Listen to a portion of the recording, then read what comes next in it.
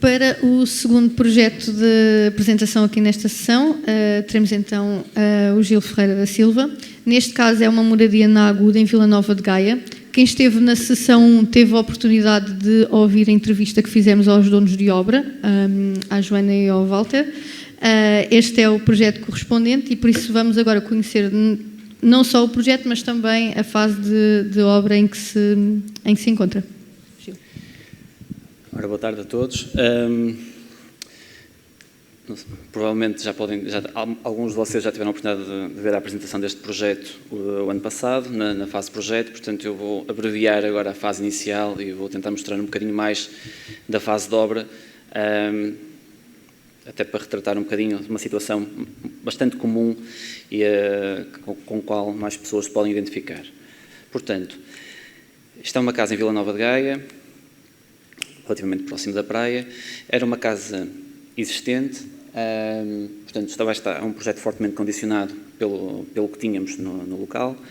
Tinha algumas zonas, como esta zona da garagem e a zona dos anexos, que não tinham qualquer tipo de valor, que não íamos aproveitar.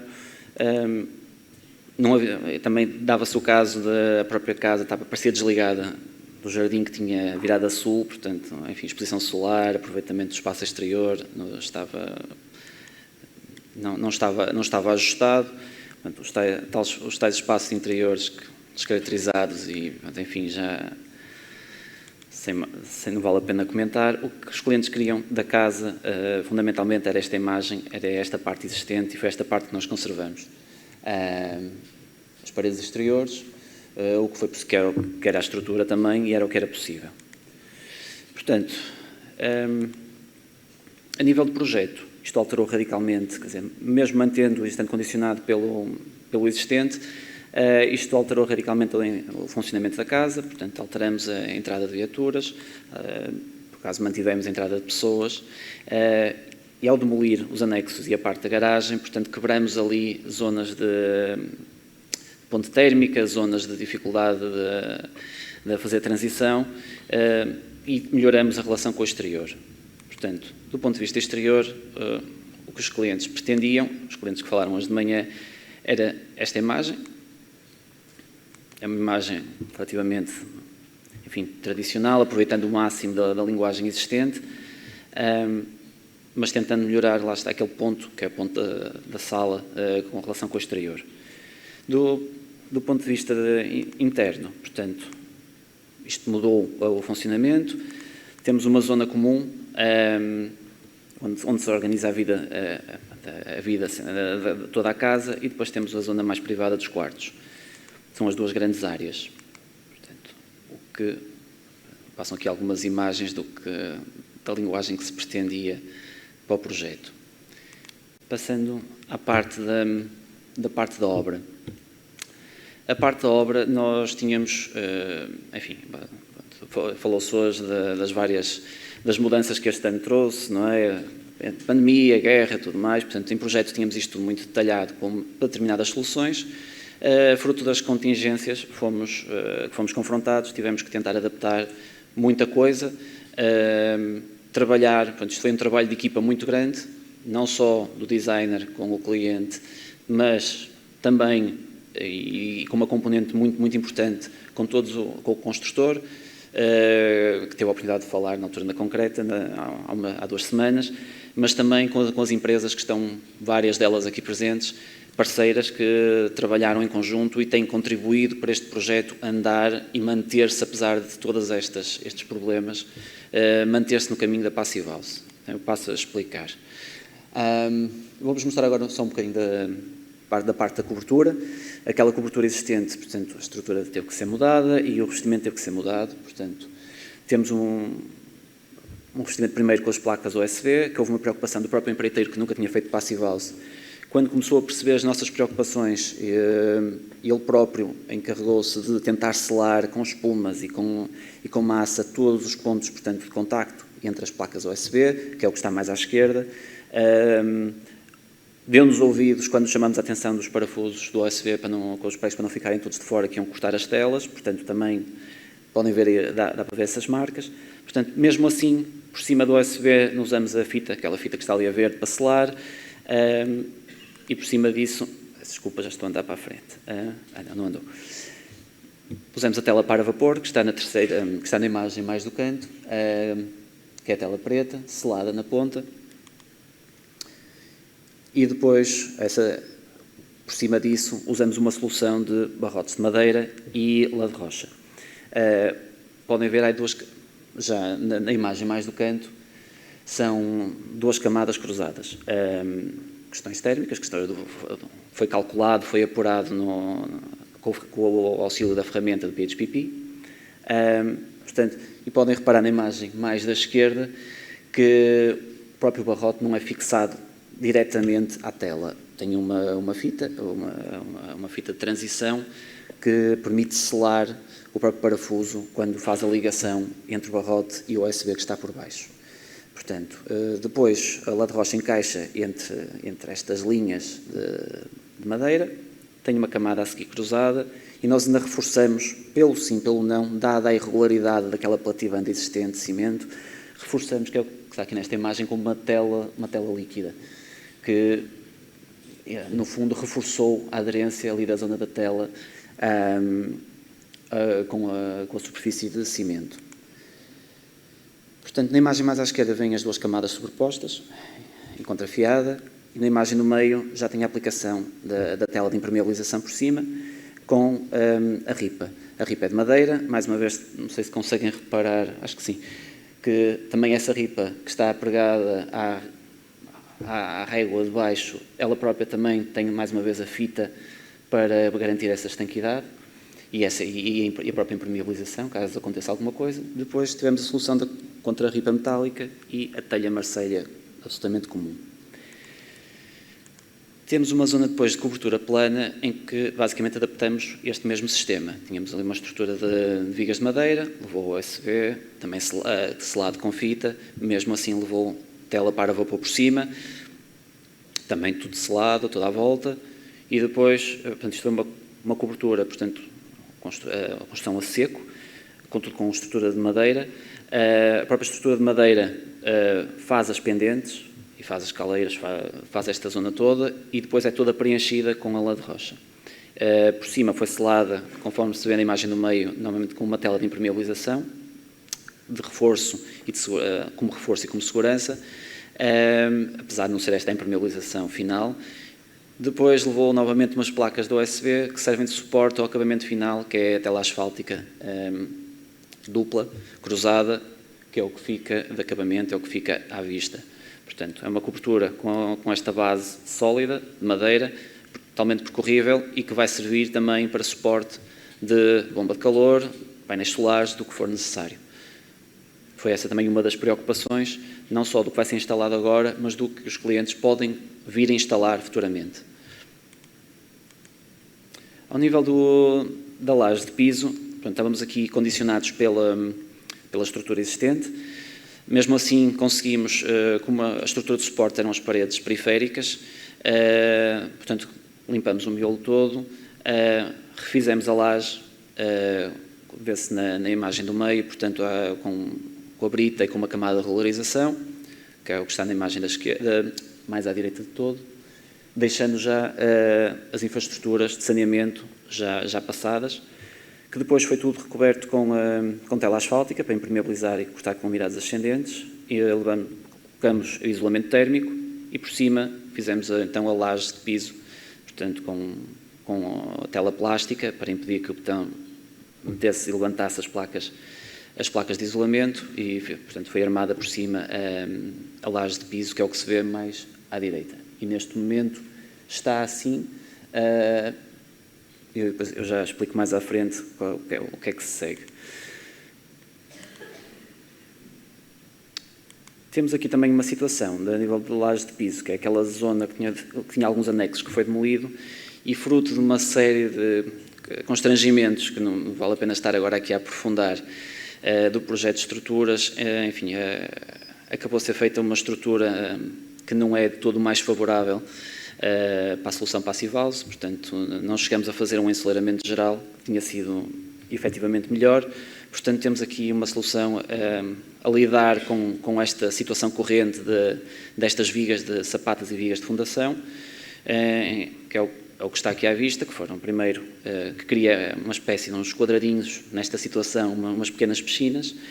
Portanto, foi tudo, a estrutura ficou feita, o miolo foi preenchido mais uma vez com a brita, que depois levou um botão de colorização, que foi depois todo revestido interiormente com isolamento térmico e depois mais uma vez levou a tela e foi betonada a laje final, que é o que está mais à direita. Portanto, é possível perfeitamente ver que há situações de ponte térmica, são pontes térmicas que sabemos que estão ali, que estão a ser contabilizadas, vão ser minimizadas porque este projeto vai levar piso radiante na casa toda, portanto vai levar uma camada aquele assentamento do piso radiante e vai ter o piso radiante a funcionar, portanto vai minimizar. Não é o ideal, não era o que queríamos de início, mas é o que estamos a conseguir adaptar. Passar aqui para um ponto que tem sido apresentado em vários workshops, foi apresentado em vários workshops, a questão das janelas. Nós aqui nas janelas, portanto, isto aqui é um trabalho conjunto com a Builders Passive e com o 6.1 e com o empreiteiro que esteve aqui a trabalhar, em que houve primeiro a remoção da janela existente, o empreiteiro, portanto, regularizou toda a guarnição da janela, portanto, para a superfície ficar o mais uniforme e conseguirmos ter vãos praticamente iguais, diria até, sim, praticamente iguais, não são exatamente iguais, mas praticamente iguais, porque também facilitou também o trabalho da parte das janelas. Na imagem mais à direita tem a colocação do pré-aro, da base do pré-aro, portanto, a primeira peça a colocar, portanto, colada, selada. E depois dali mais à esquerda, já com a janela colocada, a janela é uma janela da Gillen, neste caso, uma série 9000 Plus, portanto com um pré-aro a toda a volta, menos em cima. Na imagem no meio podem ver o pormenor da colocação dessa janela, portanto com o pré-aro, com a selagem entre a janela e o pré-aro, e entre o pré-aro e a ombreira, e depois com a fita de estanqueidade por dentro. Ainda não tem fitas por fora, nesta fase, vai ter a seguir também. Na imagem a seguir conseguem ver, portanto, que já está tudo selado com as fitas por dentro. E na imagem mais à direita de tudo, não sei se é possível perceber, acho que conseguem ver que junto ali ao bit tem uma espuma de selagem para garantir que o vidro, portanto, que aquela zona do vidro também está devidamente isolada. Eu vou ter que acelerar um bocadinho, já estou a demorar. Do lado de fora, portanto, houve um reforço em impermeabilização com as fitas, falta colocar as fitas à volta e podem ver em cima o suporte para a caixa de persiana que vai ser colocada pelo exterior e acessível para o exterior. Portanto, toda a janela estanca o ar por dentro e todo o acesso da persiana e de manutenção é feito por fora. Isto são só mais umas imagens das outras janelas com situações pontuais que depois poderei esclarecer alguma coisa, vou ter que andar um bocadinho para a frente. A nível de estanqueidade ao ar, portanto, estão aqui algumas imagens só para vocês verem de situações que nos estamos a deparar. Eu próprio estive lá com a Builders Passive a aplicar alguma desta fita para ter noção dos problemas que estavam decorrentes aqui também do meu desenho e das contingências da obra. Não é fácil, é um trabalho que eu recomendo a toda a gente para terem noção daquelas coisas que andam a desenhar. Como podem ver nestas imagens e nestas, há muitas situações muito particulares, obriga a um trabalho muito de detalhe e de atenção. É possível fazer isto de forma mais simples, eu pessoalmente vou tentar fazer isto de forma mais simples nos próximos projetos, mas é uma preocupação que acho que todos devem ter. Já agora, aquela imagem ao meio, aqueles buracos, são já pontos de passagem com uma dimensão grande que nós deixamos para passagem de infraestruturas, daquela cobertura que mostrei há bocadinho, da cobertura plana, para o interior da casa, portanto, para a ligação à bomba de calor e outros painéis solares, o que for preciso. Só para concluir, muito rapidamente, portanto, mais ali à esquerda são os dados do PHPP na versão de projeto e mais à direita estão os dados do PHPP da versão de obra com estas adaptações. Portanto, todas estas adaptações foram constantes, antes de serem adotadas em obra, houve sempre a preocupação de as verificar no PHPP em que modo é que elas alteravam as contas que nós tínhamos feito, porque o objetivo de atingir a Passive House não mudou.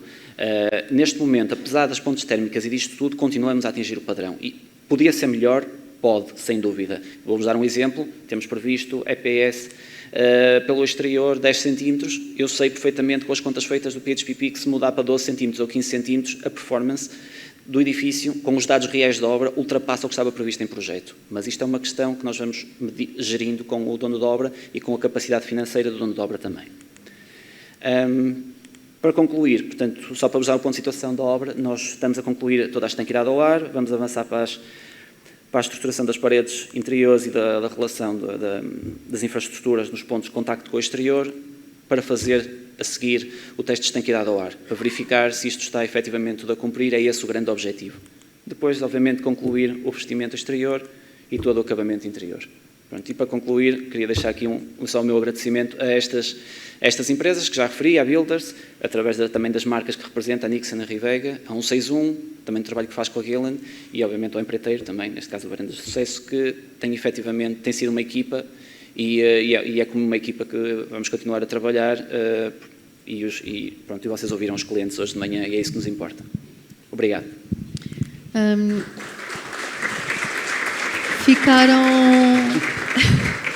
Ficaram 30 segundos para perguntas ao Gil. Foi o que ele deixou. Desculpa, não vos deixei mais tempo. Depois falem comigo. Se houver alguma questão. Não? Ali ao fundo. E está ali um ao fundo.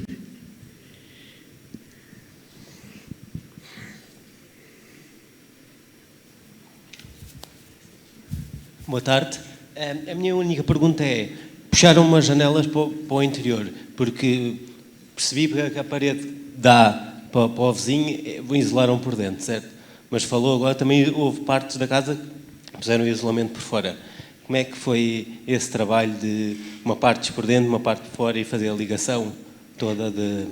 Ok, mas a questão tem a ver com o isolamento, não é com as janelas? Ou é com as duas coisas? Tem que ter... Elas supostamente têm que estar coincidentes com o isolamento. Não, pronto, aquela janela de contacto com o vizinho levou uma parede nova, portanto separamos. Então uma parede que foi isolada, cortamos completamente, portanto ela é revestida por fora, portanto fez-se uma parede dupla, em que o isolamento exterior continua e vai fazer a diferença ali de fronteira com o vizinho.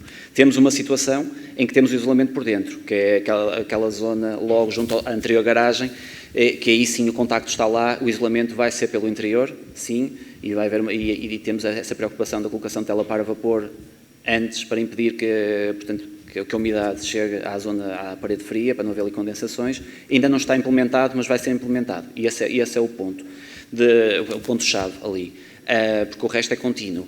Relativamente às janelas, elas não estão efetivamente colocadas, contrariamente e propositadamente, não estão colocadas na camada de isolamento, por uma razão muito simples. As paredes existentes não apresentavam a segurança estrutural mais desejada para estarmos a pôr aquele reforço da janela toda pendurada pelo lado de fora. Estamos a falar em janelas que facilmente chegam aos 100 kg, mesmo aquelas janelas mais pequenas. Estamos a falar de perfis com alguma dimensão, reforçados, vidro duplo, não é vidro triplo, mesmo assim aquilo pesa bastante. Portanto, optamos por manter o peso naquela linha estrutural existente e, no fundo, o que estamos a fazer é dobrar o revestimento do ETIX todo por fora, no fundo simulando um déficit de geometria, que é conhecido quando temos demasiados recortes. Estamos a fazer esse recorte, portanto estamos a dobrá-lo, mas estamos a dobrá-lo todo para tentar garantir que a temperatura da superfície interior se encontra no nível adequado para evitar depois as questões de condensações. E agora não consegui ouvir. Caixas de store? Não, isso foi um bónus ali do desenho. Foi ali um bónus do desenho. Porque também, quer dizer, havia a questão estrutural, depois o facto da caixa de store. Achamos que era mais eficiente não só ela ser toda isolada e trabalhar toda por fora, totalmente acessível por fora e não haver ali questões de estanqueidade ao ar. E também a nível de sombreamento é sempre melhor do que estar a pôr por dentro, porque senão estaria o vidro em sobreaquecimento, portanto já tínhamos o calor dentro de casa, quer dizer, o sombreamento já ia ser ali, já não ia fazer totalmente o seu papel. Portanto, tentamos jogar aqui com estas, era aquilo que eu dizia no início, é um projeto cheio de contingências, de muitas condicionantes, portanto, tivemos que navegar um bocadinho as soluções Passive House e todo o cálculo Passive House no meio destas coisas. Não seriam necessariamente as opções para um projeto de raiz. Obrigada, Gil. Muito obrigada.